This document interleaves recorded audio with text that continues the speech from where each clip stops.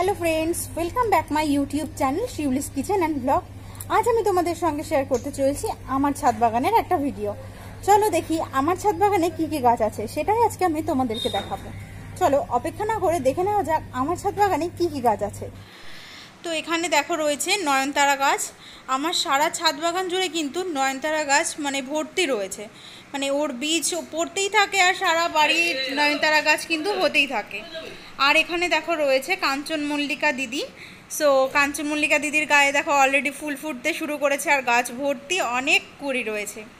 এখানে দেখে নাও, এখানে কিছু কাগজি লেবু আছে। তো গাছ ভর্তি কিন্তু কাগজি লেবু হয়েছে। এইটুকুনি ছোট গাছে প্রায় 50টা মতো কিন্তু লেবু ধরেছে।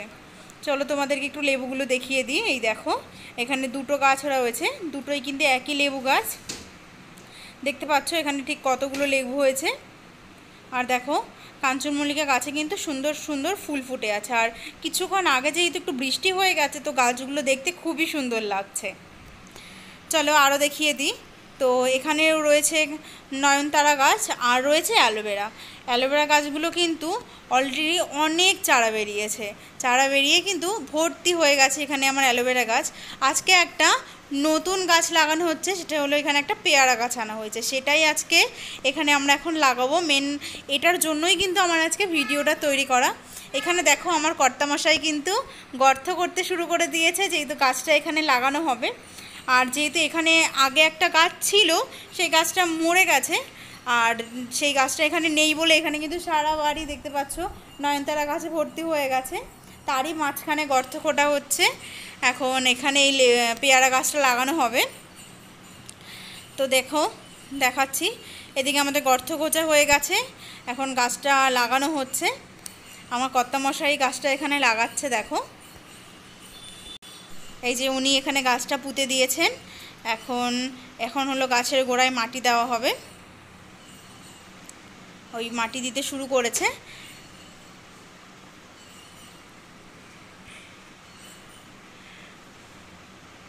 তো এই যে মাটি দেওয়া হয়ে গেছে প্রায়। আর দেখতেই পাচ্ছ আমার ছাদ বাগানটা জুড়ে কিন্তু সবুজেই সবুজ।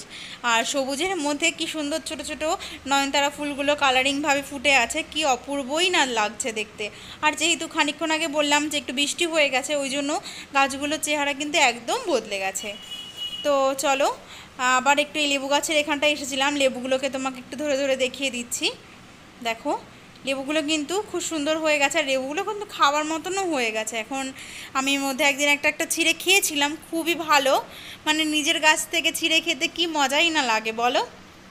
তো দেখো এখানে একটা লজ্জাবতী গাছও কিন্তু আছে।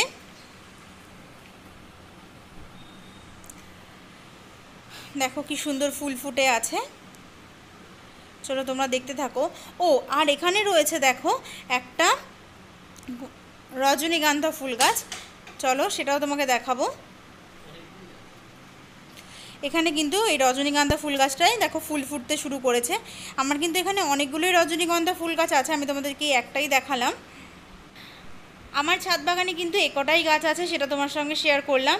আর অন্য সিজনে কিন্তু আমি আরও অনেক গাছ লাগাই।